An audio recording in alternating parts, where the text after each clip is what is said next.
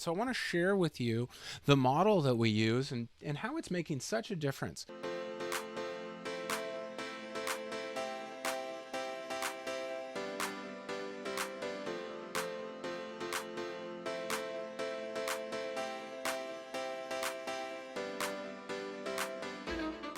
Hey, welcome back. We've been talking about how we elevate events. And we elevate events by moving people from merely passively consuming information to actual deep wisdom and in understanding and insight through connected collaboration. Well, how do we do that? We have a proven process that has worked all the way from a small retreat of 12 people up to conferences and conventions of thousands. And it always kind of begins, moves through a process in the middle and ends the same way. And so I want to share with you the model that we use and how it's making such a difference for our clients who choose to use these methods. Let me share with you how this process works.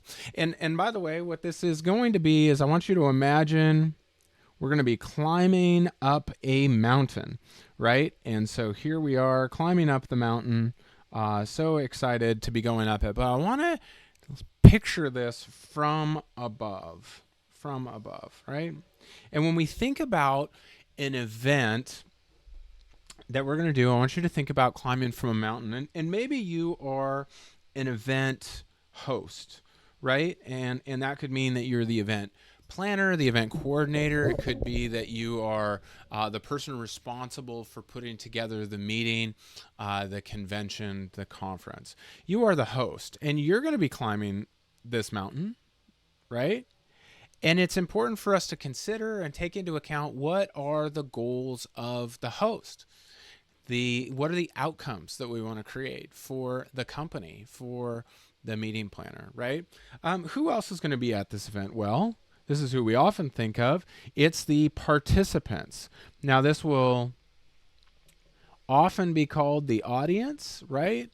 The customers, I suppose. It could be the team members, whoever that is. But who are the participants? And I want to be intentional about using this word participants because we're going to be inviting them to participate in our event, to be a part of it, not simply to be an observer, a consumer, a customer of it.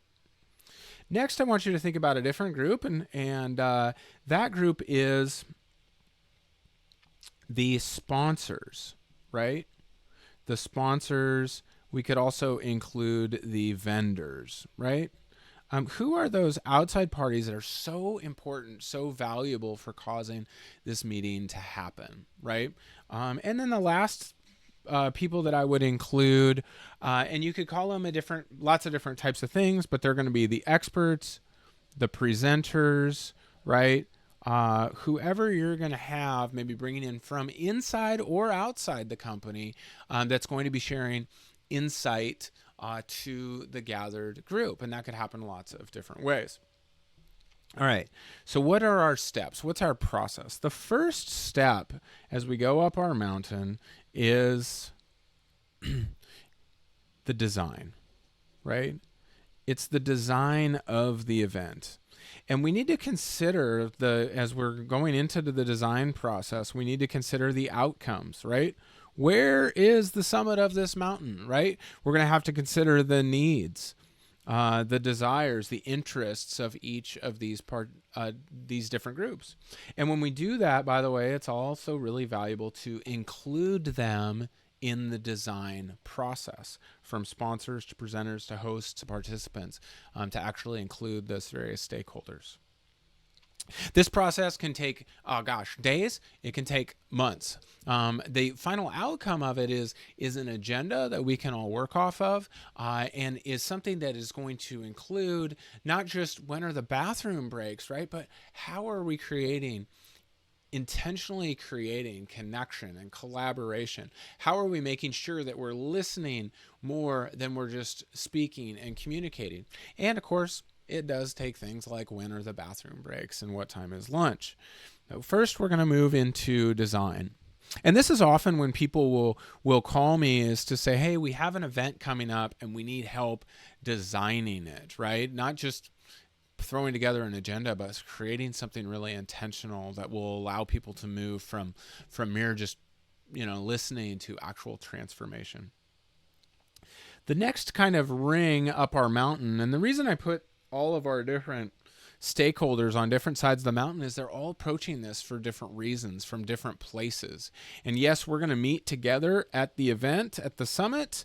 At some point, we might actually call it a summit even, but we're all going to be coming together through this event through different doors, through different pathways, right? And so here we are first in the design phase, and we need to consider, how are the participants going to be arriving at this event? How are the presenters going to be engaged and getting ready for this? The next stage really is our prepare stage, right? And we could call it the pre-event stage, the pre-readiness phase, but we're really preparing.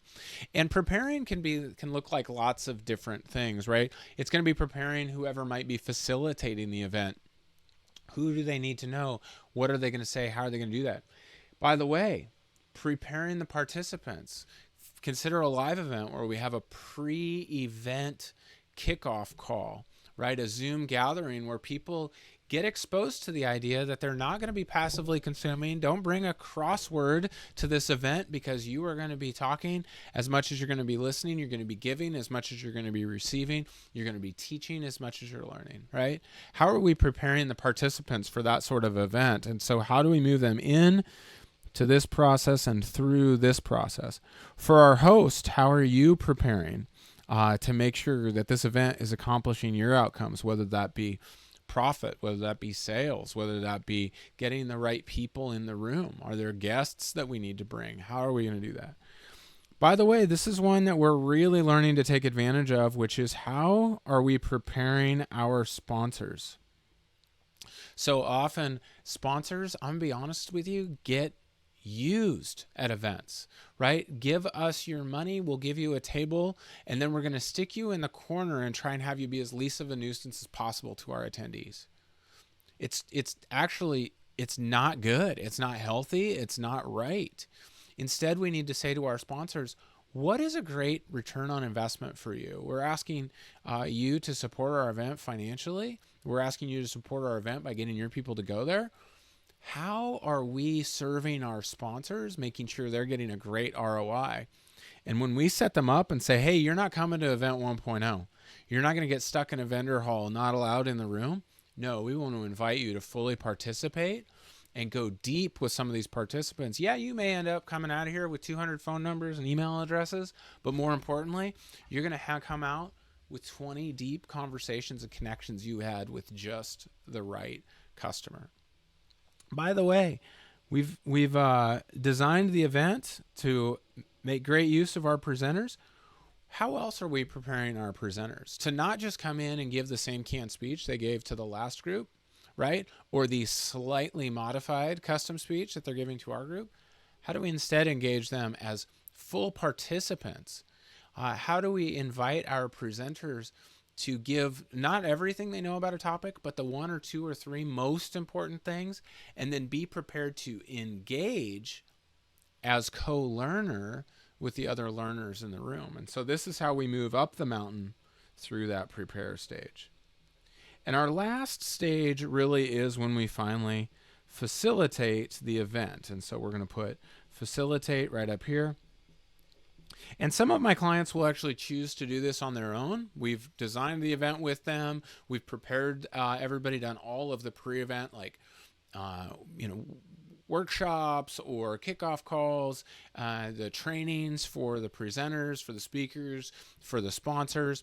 We've done all of that, and now it's time for them to fly on their own. And so they may choose to facilitate it, or others hire our team to come in and help facilitate the event with them.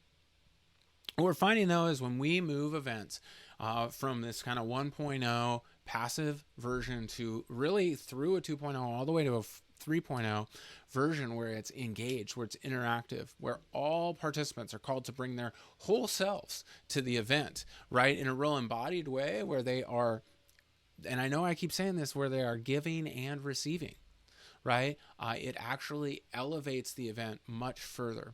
We do this through a process of considering all the stakeholders, everybody who's at the base of the mountain looking up saying, how do I get there? We walk through a process of designing an event that serves them and allows them to come and bring their full selves.